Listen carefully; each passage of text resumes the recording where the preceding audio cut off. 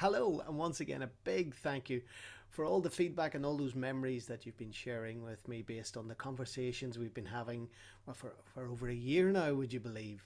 And thanks to all my guests who've shared their love of the creative arts. Today, I'm in conversation with a young man who started singing with a family group, went on to take part in roles with New Point Players and the Musical Society, with Newry Arts Centre. And I remember him very much as an entrepreneur. He produced his own talent shows, he directed shows on the Newry stage. He gave young people a real opportunity to perform on the stage, and that was so generous of him way back all those years ago. Then he went on to perform on the stages of Belfast, throughout the UK, in the West End in Miss Saigon, on stages around the world. And now he's sharing his love of the theatre with his students all around the world. I'm joined live from, would you believe, Kazakhstan by Tommy McLoughlin. Hello there, Declan.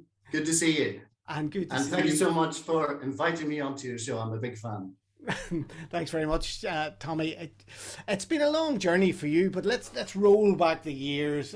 What inspired you, or what gave you the little nudge to get involved in singing and music way back years ago? Well, Declan, from a very young age, that was what I wanted to do. I'm from a family of 12. There's 12 of us, and we were all brought up in the meadow. The meadow. And it's the meta. It's the meta. It's the meta.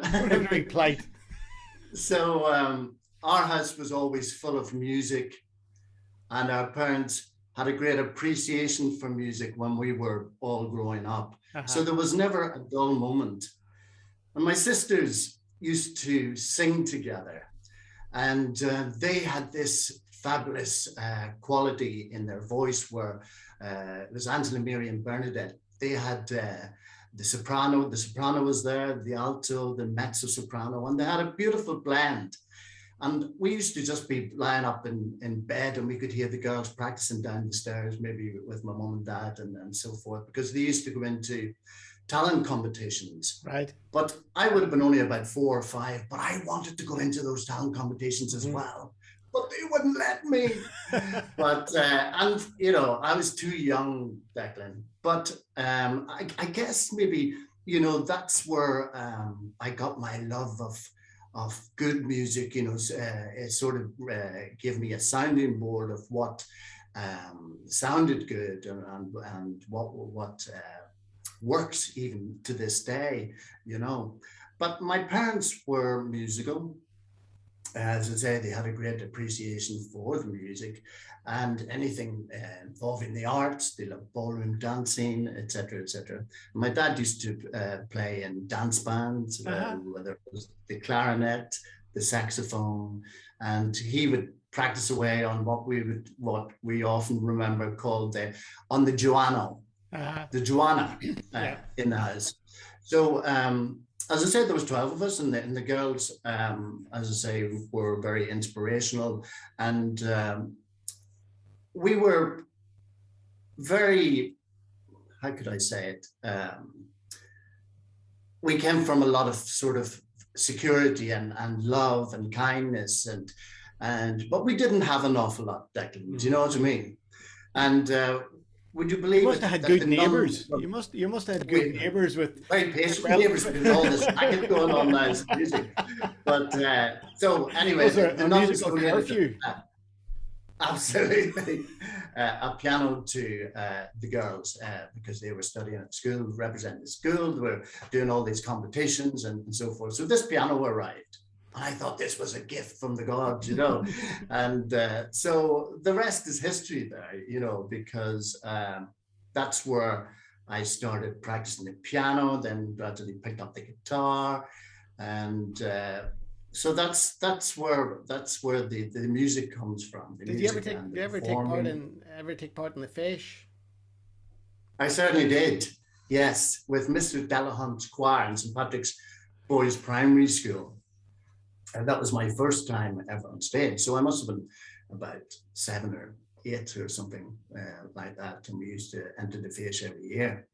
And then I had the pleasure of doing the nativity, singing one of the We Three Kings in the Meta church. So very fond memories of that. That was a But great that, that was a great tradition for St. Patrick's in the Meadow, wasn't it? That Christmas absolutely, nativity, and yeah, it was of a huge scale as well as I yeah. remember. You know, practically everybody in the school must have been involved with it. That's right. That's right. It was the yearly big event, that we all look forward to. And we used to love. I in particular used to love getting called out of class to go to choir practice and so forth. Because that got us away from lessons, I guess, for about half an hour. But very fond memories of that. So that was I was about 7 or 8. So that was the first time on stage, and then I eventually then. Joined the sisters in representing the Bosco in the score. So I must have been about 10 or 11 years of age. And I think we were Ulster champions at that particular time. I think we would have performed on the same score stages at some stage of Absolutely, the Declan. journey. And I remember you from then. Broken Dreams by W.B. Yeats. Yeats was always sort of It's all coming back to you. It is. It is.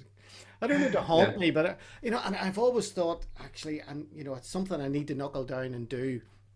Is there's a St. Patrick's Day, St. Patrick's weekend, Yeats night to be done, and we have so many great people around here that could put on a wonderful night of Yeats music.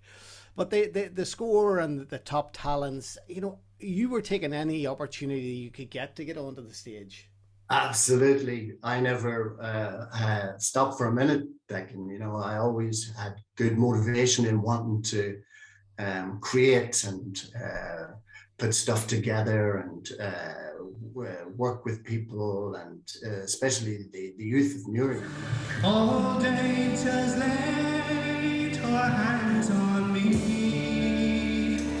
Cold as the fire of icy coals, and on my right hand see how things breathe.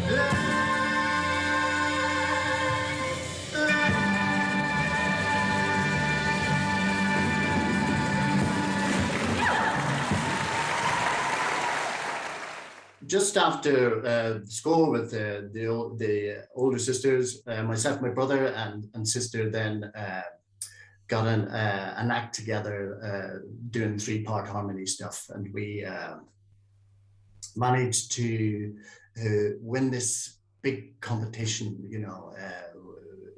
adjudicated by Jerry Kelly and so forth.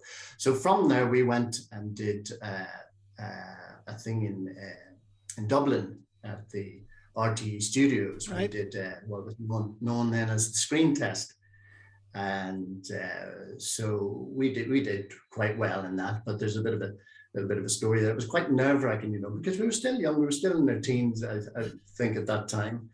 But before we just went on to film our performance, the musical director came up to us. He said, that particular song that you're singing, it was a lovely song called The Water Is Wide.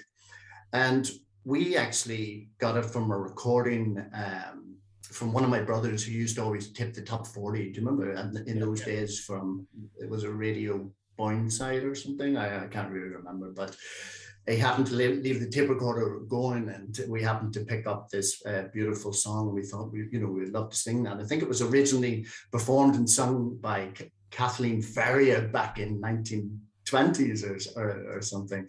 But lo and behold, we got this song together, and we were about to go on and perform it. And the musical director says, that line you're singing about, the water is wide, I can't cross over, and neither have I wings to fly. We were originally singing what we thought the lyric was, I need a hand or wings to fly, because we didn't have the dots, we didn't have the music, and we didn't have the words. So that was quite a hairy moment, Declan, because we had to change we had to change that just before going on for a live take, you Yeah, know. yeah, yeah. So, but great memories. So from there, um, I joined New Point Players.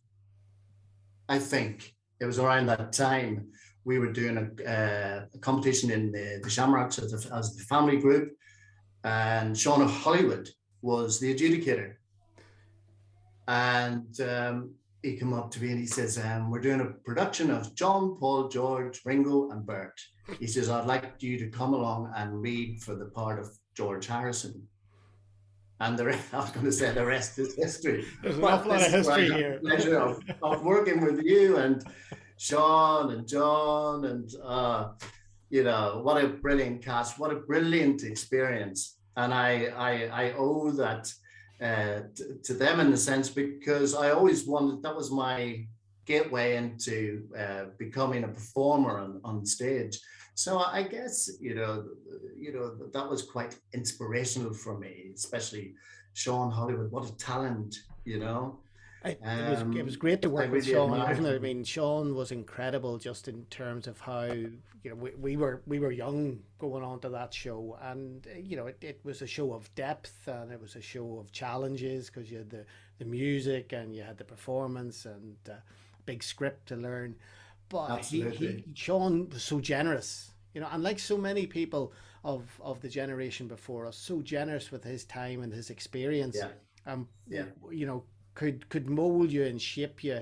I remember we opened that show in Kilkeel, sort of out of town opening in Kilkeel. You know, I came back down Remember to it the town well. hall. It was brilliant. There was a bubble machine for, I don't know if you remember this. There was a bubble machine because I would have helped out on some of the technical stuff as well. But we got a bubble machine down from Dublin. Came all the way from Dublin, the bubble machine. I remember the first night in Uri Town Hall, there was about three bubbles came out of it. He was more irate about the bubble machine than he was about any of our performances as to why this bubble machine wasn't generating. It was for Lucy in the Sky with Diamonds scene. Lucy in the Sky. Oh, brilliant. Yeah. But Remember that scene. I mean, our paths crossed again then, well, many times. But I remember in the arts centre when we did the Christmas show in the arts centre, and Oh, you were Mr. Music Man for that as well as you were sort absolutely. of the musical Yeah. MD and a performer in that. The Snow Rose, Sorry. written by Roma Snow Tumblety. Rose. Yes. That was great crack, wasn't it, Declan? You know, we used to do that. I think I did three or four. It was every Christmas, as you mentioned in the art center with Roma Tumblety, and we used to arrive there, you know, and uh, go over the script. And I think there was one production in particular. I don't know if it was the Snow Rose or Pickle Nose Rumble Grump or one of those shows anyway. But the music, there was no music for it, you know.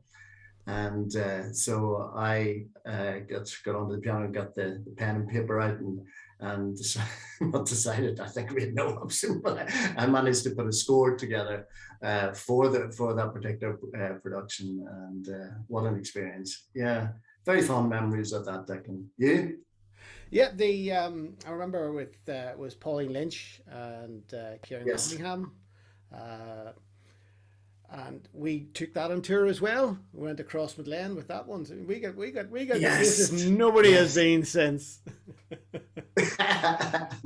The Yeah, did you do great any fun. I work? mean, I think, yeah. Did you do any work with New Point Youth or New Point Seniors? Absolutely, yeah. I did a production called "The Shoot Horses, Don't They?" I did the music for that as well.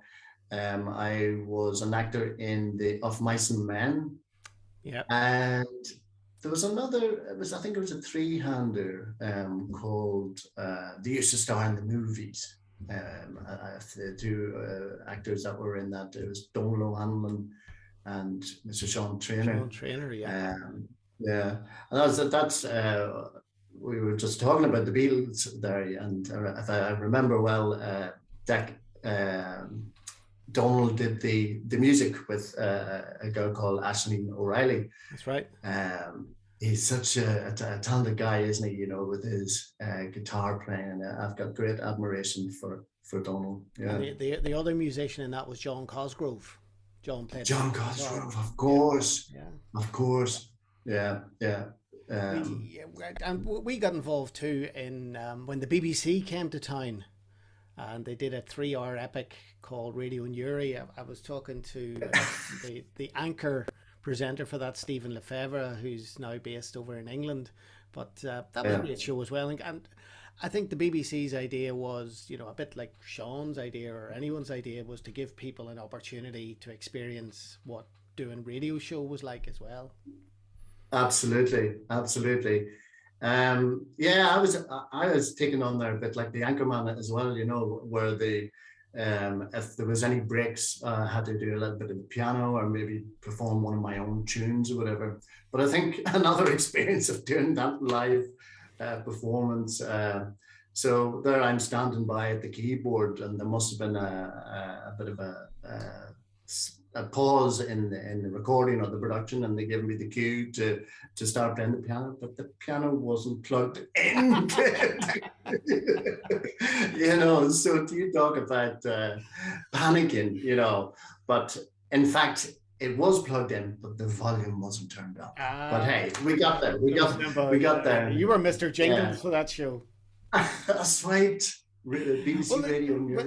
With all that experience of singing with your family and acting with New Point, the Musical Society must have been a draw for you as well. Yeah, I was in Newry Musical Society. I did three productions. I think it was my first one was Showboat, if I remember rightly. And funny, that's probably still one of my favorite musicals, that and West Side Story. And then production of Calamity Jane, and then production of Irene. Yeah, very fond memories of that, going to Waterford. What a laugh we used to have. Great fun. I also was awarded a scholarship to go to Ripon at that time. It was like a NODA scholarship, because I had been doing a little bit of directing and so forth. And they were going to send me on the directing course, but when I got there, they put me on the performing course. So we did a wonderful piece of Mac and Mabel. Right. Great experience, absolutely great front. Great fun.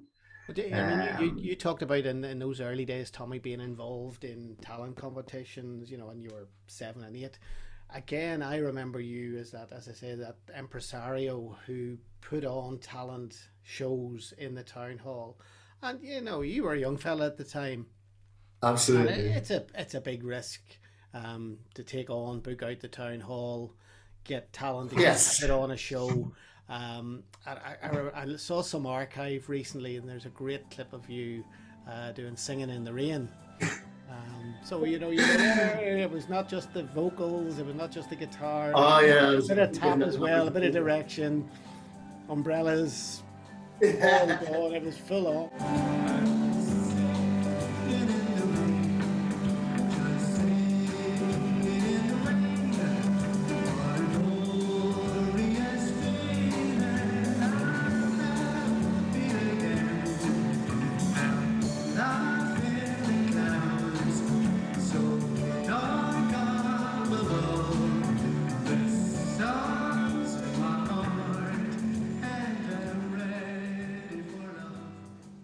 Did you enjoy that, putting those shows together? Totally. Well, the way I saw it was, we were brought up around the same time, in those dark days of the Troubles, and so I always maintained that wasn't going to it affected everybody terribly, but I always wanted just to get up and keep busy, keep motivated. And as I said, I always wanted to, I knew what I wanted to do, and there was nobody that was going to stop me doing that. But there weren't that many opportunities, to go on to further that, especially in acting and the arts. So I took it upon myself to get a group of us together to put on shows, and we were what we were called the Newry Frontier Variety Group, and we worked. I worked with a fantastic group of people: Anne-Marie Brady, Sean Kearns, Mary McManus, Michelle McKeown. And we sort of worked as a team, and I think we ended up with about 70 or 90 young people between the ages of 5 and 25. And, it was giving everybody something to do, it was something to look forward to, building self-esteem, and people gathering together and just doing what we loved. I mean, we didn't have any funding, we didn't have much support or anything, but what we did get was, rehearsal space in the parochial hall, the art centre, the town hall. And as I say, this was a great vehicle for us, to express ourselves, to put new work together, and we made a big success of it, so much that we were invited to enter the John Blair Tip Tops, which was a big thing up in the south of Ireland, and we represented the Bosco, and then I think I did some work for Cleve Youth Club, and we managed to get several awards, and some of our stuff was even filmed for television, which was brilliant. I mean, I think it was our ballad group that got filmed, and this excerpt from Annie. I think Susan Lynch was playing the part of Annie, and so that was recorded. So that's in the archives somewhere. Yeah, I might have a copy of that. But what a fantastic experience! And as you said, Declan, I think I was probably 18 or 19. The cheek of the devil, but it had to be done. It had to be done, and no better boy to do it. yeah. I was doing the light and saw a program there. You were doing the light, of course you were. So, so and again, that was the good thing about the town hall, the arts centre, parochial hall in the day. You were allowed to take those opportunities and learn and make mistakes and challenge yourself as to what type of lighting could you create with the minimal number of lamps that you had. And I remember, and we disagree on this, but I'm happy to take your authority on it, because I remember doing the lighting for a show, and I'm convinced that I lit you from the back, and you were the opening voice on it, singing one voice, singing in the darkness. But you think differently. It was music. Music was my first love, and it'll be my last. I'm nearly 100%, because I don't remember ever singing that particular song that you mentioned. I can maybe somewhere, but I'm nearly sure it was John Miles, 1976. One of my favorite pieces of music, even to this day. It's got it all. Yes, I remember you doing the lights. Yeah. So yeah, great fun. And it's the small world we live in, because you were saying that one of the shows has yourself, Sean Kearns, and Michelle McKeown as the producers of the show. Yes. And actually, years on, when Michelle got married and became Michelle Morgan, her husband worked with me in the BBC. On projects when they were in London. I first met him in London, and you recognise the accent. Where are you from? Newry, or he was Peltown. Do you know anybody in Newry? Oh, my wife's from Newry. And suddenly connections are made. But music was your first love. After those sort of years, I went to Belfast to work for the BBC, and we probably lost touch again. And the next time I remember meeting up with yourself was you were in a production of Joseph and the Amazing Technicolor Dreamcoat in the Opera House in Belfast. And we reconnected then. I met you at the stage door, and I was in awe. There was Tommy performing on the Opera House stage in the big Bill Kenwright production. And yeah, absolutely. In those days, Joseph was an epic show, because, it came to the Opera House in Belfast almost maybe a couple of times a year. that show. And Yeah, I think there was something about it that there's a feel good factor about Joseph, isn't there? yeah, And I don't know what it's like when you're on stage when you know you're earning your shilling doing it, but as an audience, yeah. you can't leave that show, but you feel you're walking on air. Life That's is right. good, It's a total feel good show, isn't it? isn't it? Yeah. Well, I always maintain, Declan, I've had a very eventful life, and it's been a real adventure, and So so how did you that's get from the Newry stage to the Bill Kenwright stage? absolute. So what happened there? Well, I mean, as I mentioned previously, it was very difficult to get any training or experience in Ireland at that particular time. So I was applying for drama school in England. So I was very fortunate that I was accepted to two drama schools, Rose Bruford and Guildford School of Acting, and it was fantastic to have a choice of one of those schools. But unfortunately, I couldn't get any funding. I couldn't get a grant, so it was difficult. It was very difficult.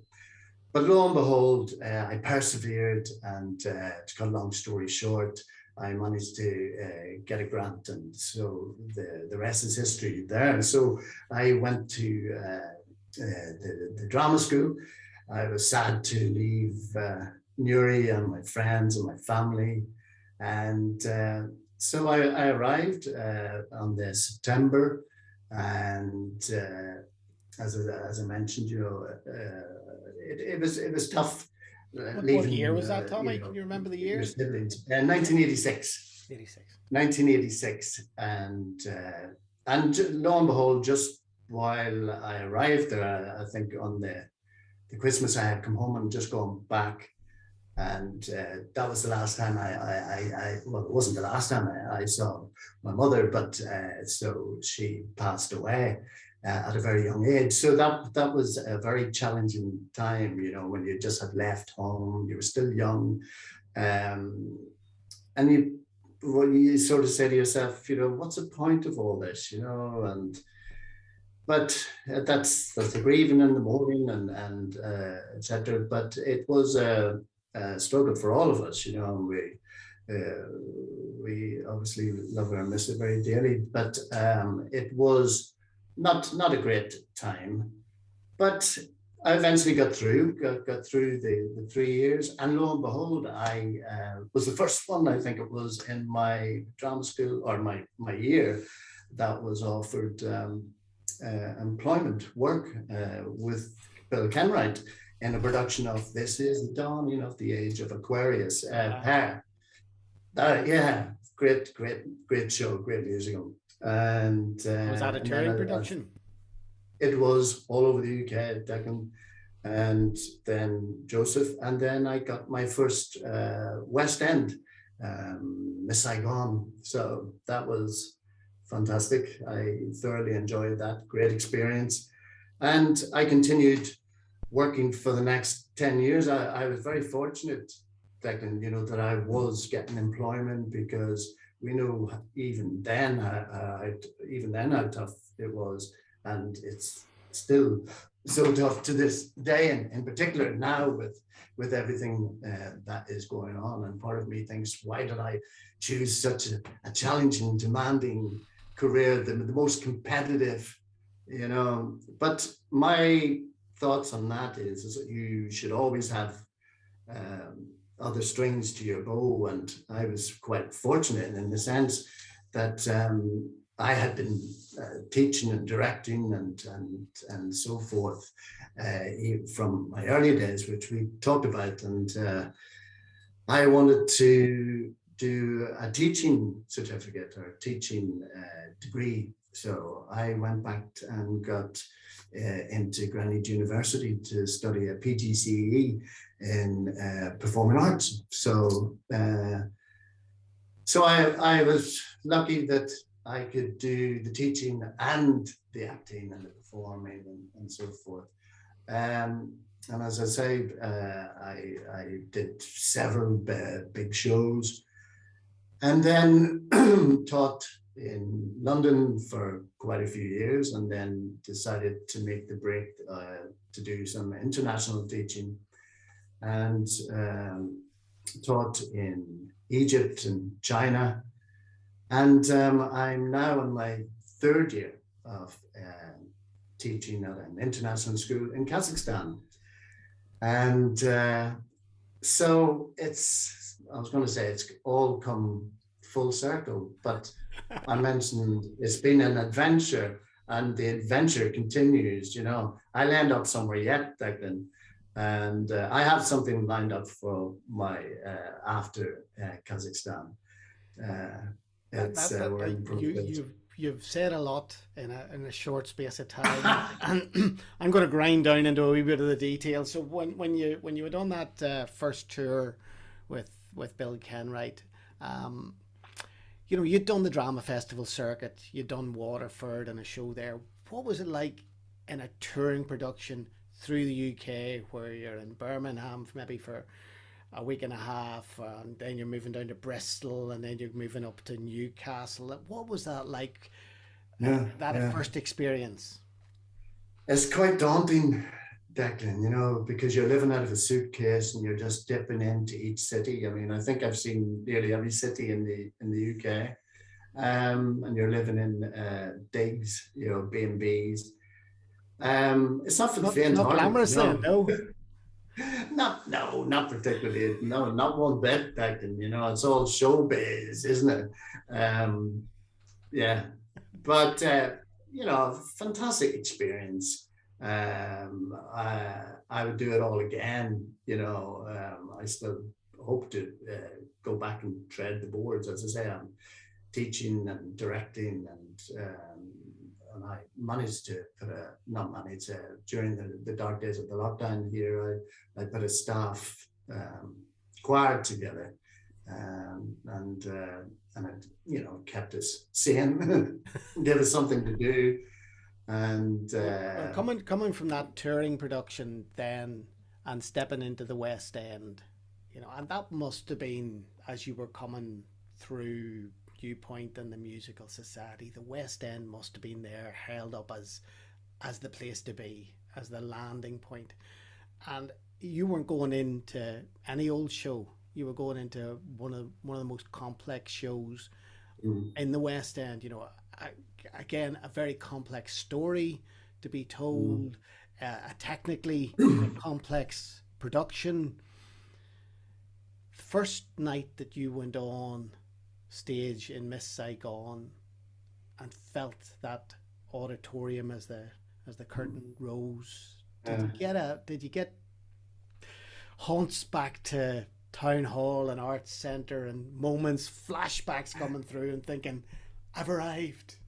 It's a bit weird. I mean, I did make a conscious effort to remember the first night, now that we talk about it, but it's the adrenaline thing. You were just buzzing with the nerves and glad to get through from the beginning to the end, but it has stayed with me. But then, it's like anything. After you do the first night, it's just a job. You get on with it, and you're just thinking about the next.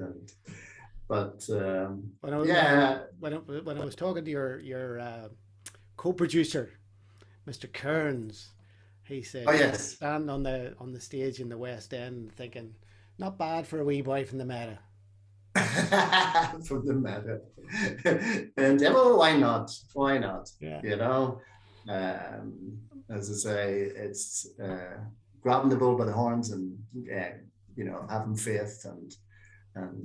But again, as part of that musical journey, you weren't content just to take other people's scripts and other people's work. You put together shows yourself and groups yourself as well, and performed on cruises and on stage and on tour. Absolutely. Yeah, I was lucky to get a couple of contracts on Celebrity Cruise Lines and Royal Caribbean, working with fabulous Miss Jane McDonald. We used to lead the production shows there.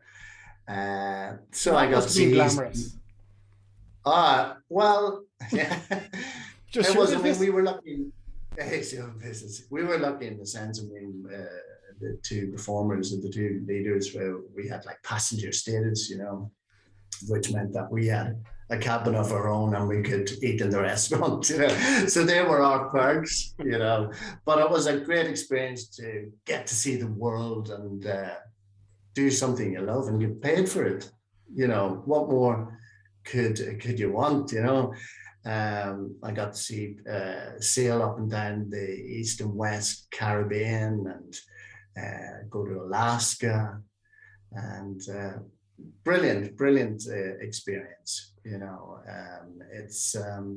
It's a luxury lifestyle for the passengers. Yeah. So You weren't slumming it either all by all good. accounts. Well, sorry, Declan? I say you weren't slumming it either by all accounts. No. Well, no, but we worked hard. We worked No, hard. of course you did. But as I say, it's half the battle if you enjoy what you're doing. Yeah. As I say, getting paid. I know one of the big shows here around the town, and sadly we haven't had it for this last couple of years. And normally, when I was in it, we're about now middle of January, we'd be in the final throes of rehearsal for the panto. Hey, Charlie, and there's another person who gives so much and gives so much of experience. So I absolutely. saw some archive of you in panto with the Nolans. Hey, yes, Nolan's at Porthcawl in Wales and Dana in the Opera House. Dan in So the that was my opera. second, yeah, that would have been my second visit to the Opera House in Belfast. It was Joseph before that, and then Snow White in the Seven Dwarfs or something like that. But yes, and then Porthcawl in Wales with the Nolan sisters, yeah. So yeah, So great experience. your musical journey's taken you all around the world in so many different forms. Teaching then it's theatre and theatre studies and musical theatre you're teaching, and you were saying Absolutely, you yeah. just happened to say Egypt and you just happened to say China and you're in Kazakhstan now. Those just didn't happen without you deciding I'm going to take another challenge on now. Oh, absolutely, Declan. As I mentioned earlier on, I'm quite motivated, but you mentioned that I was full of confidence at the very beginning, but lo and behold, I'm not that confident. I'm quite a sort of introvert, shy person. Do you know what I mean? But when it comes to, and I'm okay when I'm performing in a role or in a character, but to get me to perform as myself, to go on stage as myself, it's a bit of a no-go. So this is me pushing myself, but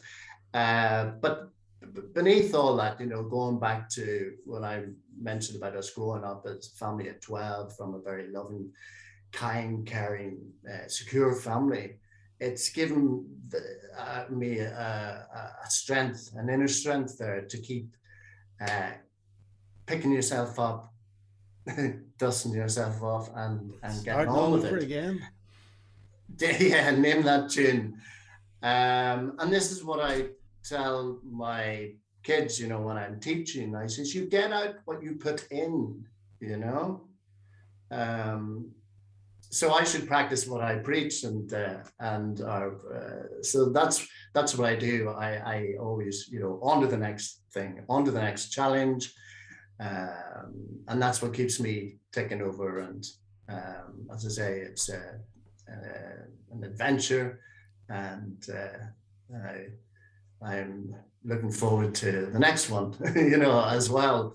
But teaching in the lockdown with this pandemic has been extremely challenging for everyone, and I feel sorry for the kids, because they've had to be so adaptable and flexible and so forth.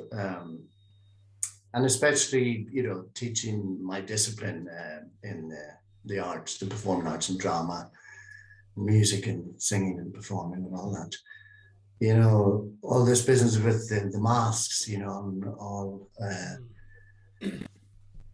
My subject is all about expression, and that can be very demanding, very challenging, but at least we're getting on with it. We're getting through. It gives me a chance online, to get to know the students better in a way, because it's almost like one-to-one like this.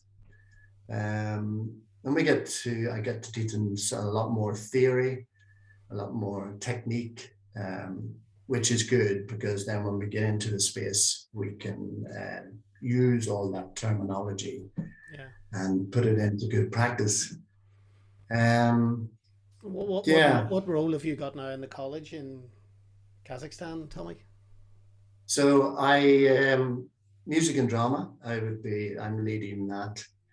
Um, and my next contract after Kazakhstan is India.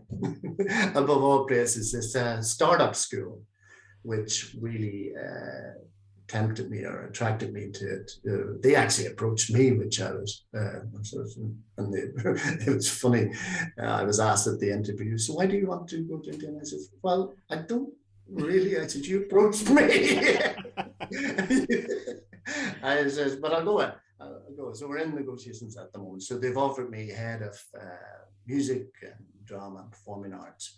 Isn't that brilliant? But when you look back and you look back at that art center production of the Snow Rose, Pauline Lynch is now head of drama out in St. Paul's, and now you're going to be a head of drama out in India. I mean, it's incredible stories Oh, to be told about, the talent yeah, that we have here in Uri, and how there is, and there always was, Declan. Yeah, yeah, there always was, there always talent was. is oozing. Yeah, Yeah, as I say, if you look at some of the photographs that I've put up from the archive, there was one there from My Fair Lady, the cast, the principal lineup for it in the town hall, and it would have graced any professional stage. Would have graced any professional stage.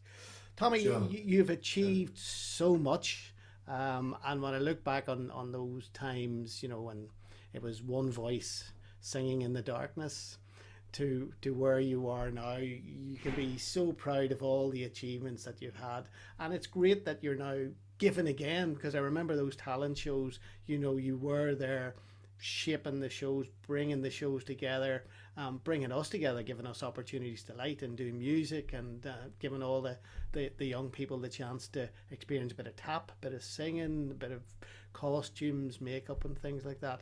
Yeah. You must look back and think, I know you say, and you talk about it being a job, but it must be more than a job. Ah, There's it's is it's vocation the it's the right word? love, it's the passion, Declan. And the love of the arts, I guess, and that never leaves you. Um, and as I said, music was my first love, and it'll be my last. Music of the future and music of the past. To live without my music would be impossible to do. In this world of trouble, my music fills me through. You might get extremely disappointed or let down, but if it's ingrained within you, you can conquer anything. Tommy, Uh, for a wee boy from the Meta, congratulations on all you've achieved, and thanks very much for taking the time to have a chat with me today. thank you so much, Declan. It's been a real pleasure.